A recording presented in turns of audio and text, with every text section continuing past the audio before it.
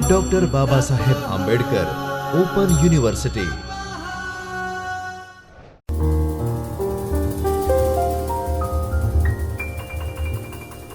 નમસ્કાર વિદ્યાર્થી મિત્રો. ડૉક્ટર બાબા સાહેબ આંબેડકર ઓપન યુનિવર્સિટીના જ્યોતિર્મય પરિસરમાંથી હું Bijal Raval, assistant professor management, આપનું હાર્દિક સ્વાગત કરું છું. આજનો આપણો વિષય છે એમકોમ સેમેસ્ટર 1 બજાર ક્રિયા સંચાલન આપણો વિષય છે અને એમાં આપણે યુનિટ નંબર 3 બજાર તકોનું વિશ્લેષણ તેની વિગતે ચર્ચા કરવાના છીએ. આપણે આની પહેલાના લેક્ચરમાં બજાર તકોનું વિશ્લેષણ જ્યારે કરીએ ત્યારે આપણે કઈ કઈ બાબતોને ધ્યાનમાં રાખવાની છે તેના વિશે વાત કરી. આજે આપણે બજાર વિભાગીકરણ, બજાર વિભાજનના જે હેતુઓ છે તેના વિશે વિગતે ચર્ચા કરીશું અને ભૂગોળના આધારે બજાર વિભાજન તેને સમજીશું. જોઈએ, સૌપ્રથમ પ્રસ્તાવના જોઈ લઈએ. હાલના સમયમાં આપણને ખબર જ છે કે માર્કેટમાં બહાર ખૂબ હરીફાઈ છે. આપણે માર્કેટમાં ટકી રહેવું હોય અને હરીફાઈને પહોંચી વળવું હોય તો તદ્દન નવું માર્કેટમાં મૂકવું પડે. બજારકર્તાઓ જે છે સતત તેમની પેદાશો કે સેવાઓ માટે સતત નવું બજાર કે નવા ગ્રાહકોની શોધમાં રહેતા હોય છે. દરેક બજારકર્તાઓ જે છે એ બજાર તકોનું મૂલ્યાંકન અને સર્જન કરે તો જ તે હરીફાઈમાં ટકી શકે.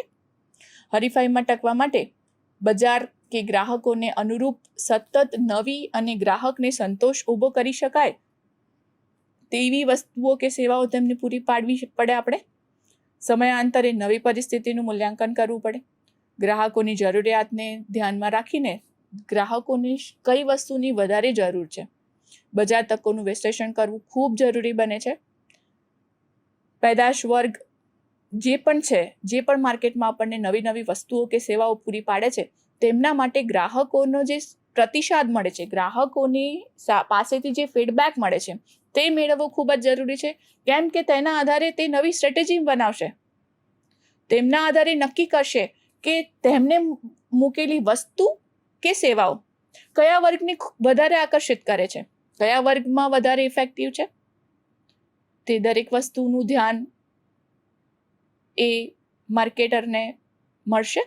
તો એ બાબતે ખૂબ સાવચેતી રાખવી પડે. કંઈક નવી વસ્તુ આપણે માર્કેટમાં મૂકતા હોઈએ તો તે માર્કેટમાં ચાલશે જ એવું જરૂરી નથી. જો ગ્રાહકોની જરૂરિયાત પ્રમાણે હશે, ગ્રાહકોને અનુરૂપ હશે તો જ તે વ્યક્તિ તે વસ્તુઓનો ઉપયોગ કરશે. અને બજારમાં ટકી રહેવું હોય તો સતત આપણે નવું ને નવું કરવું પડે. આપણને ખબર જ છે કોવિડ જેવી પરિસ્થિતિ પછી આપણે સ્વાસ્થ્યને લઈને વધારે સચેત થયા છીએ. આપણે આપણા સ્વાસ્થ્યનું વધારે ધ્યાન રાખ્યું છે. આપણે બહારની જે વસ્તુઓ જે છે એનો ઉપયોગ ઓછો કર્યો છે. મહામારી દરમિયાન આપણને ખબર છે કે લોકડાઉન હતું, દરેક વ્યક્તિનું બહાર નીકળવું મુશ્કેલ હતું.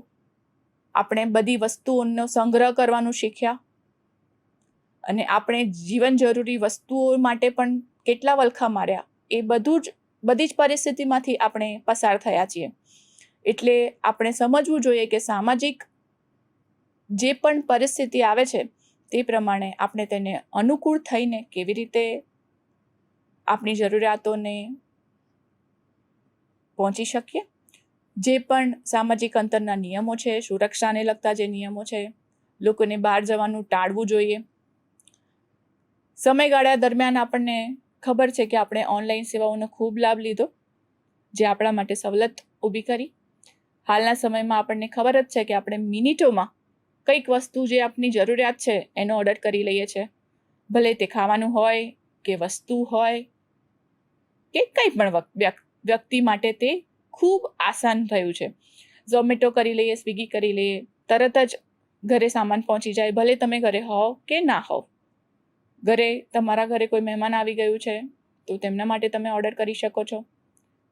બિગ બાસ્કેટ, બ્લિંકિટ ગણતરીની મિનિટમાં તમારી જીવન જરૂરિયાતની કોઈ પણ વસ્તુ જે એમના સ્ટોરમાં અવેલેબલ હોય એ તમને પહોંચાડે છે. ઝેપ્ટો નવી એપ હમણાં જ આવી માર્કેટમાં. તો બિગ બાસ્કેટ હતું, બ્લિંકિટ હતું, ઝેપ્ટો તો પણ માર્કેટમાં કંઈક નવું પ્રાઇસ ડાઉન, નવી સ્ટ્રેટેજી ક્રિએટ કરી, ખૂબ ડિસ્કાઉન્ટ આપ્યું, તો ઝડપથી તે ગ્રાહકોમાં વધુ લોકપ્રિય થઈ ગઈ. એ દરેક વસ્તુ જે ગ્રાહકોની જરૂરિયાત પ્રમાણે ફેરફાર કરે તો જ માર્કેટમાં ટકી શકાય. બજાર વિભાગીકરણ. According to Philip Kotler, market segmentation is the process of dividing a total market into a group of consumer who have similar needs and characteristics. બજારનું વિભાજન એ ગ્રાહકોને શું ગમે છે, ગ્રાહકોને કઈ વસ્તુની વધારે જરૂર છે, તેના આધારે જુદા જુદા જૂથોમાં વસ્તુ અને કાર્યને વિભાજિત કરવામાં આવે છે.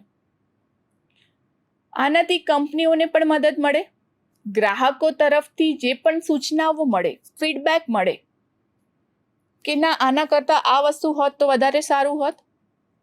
બજારમાં જે બીજી હરીફાઈની જે કંપની છે કે જે આપણને સેમ વસ્તુ આપે છે એનામાં આ વસ્તુ વધારે સારી છે, તમે વધારે ઇમ્પ્રૂવ કરો આ વસ્તુમાં. આપણને ફીડબેક પરથી ખબર પડે છે. સૂચનાઓને આધારે સારી રીતે વસ્તુઓ અને કાર્યો કરાવી શકે, જે દરેક માટે ખરીદીને વધુ સરળ અને ફાયદાકારક બનાવે. આપણે આપણા બજેટ પ્રમાણે તે વસ્તુનો ઉપયોગ કરીએ છીએ. બજાર વિભાજનના હેતુઓ કયા કયા હોઈ શકે? ફાયદાઓ, મહત્વ. ગ્રાહકોની જે ટેવ છે, અન્ય બાબતો વિશે સ્પષ્ટતા થાય છે, ત્યારે બજાર વિભાજન ત્વરિત થઈ જાય છે. ગ્રાહકોની જે જરૂરિયાત છે તે સમજતા બજારકર્તાઓ તેમની માર્કેટિંગ મિશ્રમાં જરૂરી ફેરફાર કરી શકે છે. એઝ પર કસ્ટમર ફીડબેક, તે માર્કેટમાં કંઈક નવું લાવે જેના લીધે માર્કેટમાં સરળતાથી ટકી શકાય. બજાર વિભાજનને કારણે ગ્રાહકોની જરૂરિયાતોને સમજણ કેળવી શકાય કે એમને શું જોઈએ છે, કેવું જોઈએ છે, તો તે પ્રમાણે આપણે બનાવીએ. બજાર વિભાજનને કારણે બજારકર્તાઓ વધુ સારી રીતે બજારની વ્યૂહરચના બનાવીને અમલમાં મૂકી શકે. બજાર વિભાજન એ બજાર લક્ષ્યાંક માટે ખૂબ આવશ્યક છે. વિભાજન યોગ્ય રીતે કરવામાં આવે તો જ એ પોતાના લક્ષ્યાંક સુધી પહોંચી શકે અને સફળ બને. બજાર વિભાગીકરણ અને વધુ નફાકારકતાનો સીધો સંબંધ છે. બજાર વિભાજનને કારણે ન સંતોષાયેલી માંગ પણ સંતોષવાનો પ્રયત્ન કરવામાં આવે છે. કેવી રીતે? ગ્રાહકોની જે પણ ન સંતોષાયેલી માંગ છે તે ફીડબેક દ્વારા ગ્રાહક તમારી તરફ રજૂ કરે છે. તો જે તે વ્યક્તિ જે તે સેવાઓ કે વસ્તુનું પ્રોડક્શન કરે છે તે એ પ્રમાણે તેમાં ફેરફાર કરે છે. જો કદાચ એ વધારે જરૂર હોય તે વસ્તુની માંગ તો એ પ્રમાણે ઉત્પાદન કરે તો વધારે નફો મેળવી શકાય. બજાર વિભાજનને કારણે બજારકર્તાઓ ચોક્કસ બજારને ધ્યાનમાં રાખીને જ પેદાશ બનાવે. હરીફાઈમાં ખૂબ અગ્રેસર રહેવું હોય તો બધું જ કરવું પડે. જરૂરી માહિતીનું મૂલ્યાંકન, બજાર તકોના મૂલ્યાંકન, જેનાથી ગ્રાહકોની જરૂરિયાત પ્રમાણે આપણે વસ્તુ બનાવી શકીએ કે સેવાઓ પૂરી પાડી શકીએ. બજાર વિભાજનને કારણે બજારના જુદા જુદા જે વર્ગો છે, સામાન્ય વર્ગ છે, મધ્યમ વર્ગ છે, તેમની શૈલી પ્રમાણે જુદી જુદી પેદાશો તૈયાર કરવામાં આપણે જો ધ્યાન રાખીએ તો જ ખૂબ સારી રીતે આપણે નફો મેળવી શકીએ. અને ગ્રાહકને સંતોષ અપાડીને અને નફો મેળવવો તે ખૂબ જ જરૂરી છે. ભૂગોળના આધારે બજાર વિભાજન કરવું. દેશ, આપણી કન્ટ્રી, દેશના આધારે ગ્રાહકોનું વિભાજન. ભારતની વાત કરીએ તો ભારત માટે આયુર્વેદિક છે, કૃષિ ઉત્પાદનો છે. આ બધું જ તમે સરળતાથી યાદ રાખી શકો તે પ્રમાણે રજૂ કર્યું છે. ખૂબ સરસ રીતે તમે સમજી શકો. રાજ્ય છે, આપણે રાજ્ય પ્રમાણે એની વિભાજન કરીએ તો રાજ્ય સ્તરે વિભાજન કરીએ છીએ ત્યારે ગુજરાત માટે ગુજરાતી ભાષા, ગુજરાતી એપ, વિવિધ ભાષાઓ પ્રમાણે અલગ અલગ એપ આપણે બનાવીએ. જેને હિન્દી અનુકૂળ છે તો તે એ પ્રમાણે એપ આપણે બનાવીએ તો એ ખૂબ સારી રીતે સમજી શકીએ. તેમને જરૂરી જે વસ્તુઓ છે તે પ્રમાણે આપણે તેનું વિભાજન કરીએ. આપણને ખબર છે કે આપણે બિગ બાસ્કેટ કરીએ, ઝેપ્ટો કરીએ કે એમેઝોન કરીએ તો એમેઝોનમાં પણ તહેવાર પ્રમાણે એ નવા નવા ડિસ્કાઉન્ટ્સ આપે છે. તહેવાર પ્રમાણે નવી નવી વસ્તુઓ જે આપણે સેક્શનમાં જોઈ શકીએ છીએ, જેનાથી આપણને આઈડિયા આવે કે હા, આ તહેવાર પ્રમાણે આ વસ્તુઓ જે તે કલ્ચર માટે વધારે ઇમ્પોર્ટન્ટ છે, તો એ પ્રમાણે ખરીદી કરી શકીએ. શહેર છે તે પ્રમાણે મહાનગરો, નાના શહેરો, તેના પ્રમાણે તેનું વિભાજન કરીએ. મોટા મોટા શહેરોમાં પ્રીમિયમ ટેક્સી સેવાઓ છે, તે પ્રમાણે આપણે તેનો ઉપયોગ કરી શકીએ. જલવાયુ છે, હવામાન મુજબ ઉત્પાદનોની પસંદગી. શીતળ પ્રદેશો જે છે તેના માટે હીટિંગ પ્રોડક્ટ્સ. આપણે ક્યાંય ફરવા જઈએ ત્યાંનું એટમોસ્ફિયર ખૂબ ઠંડુ હોય, તો તેના માટે જે પ્રોડક્ટ્સની જરૂરિયાત છે આપણા માટે, તો એને આપણે ધ્યાનમાં લેવી જોઈએ. પોપ્યુલેશન પ્રમાણે બજારનું વિભાજન થાય. ગાઢ વસ્તી છે, ઓછી વસ્તી છે, તેવા વિસ્તારોમાં ઘણા વિસ્તારોમાં ઇન્ટરનેટ પેકેજ ઓફર્સ તે પ્રમાણે કરી શકાય. નવા વિષય સાથે આપણે ફરીથી મળીશું વિદ્યાર્થી મિત્રો. ધન્યવાદ. स्वाध्यायः परमः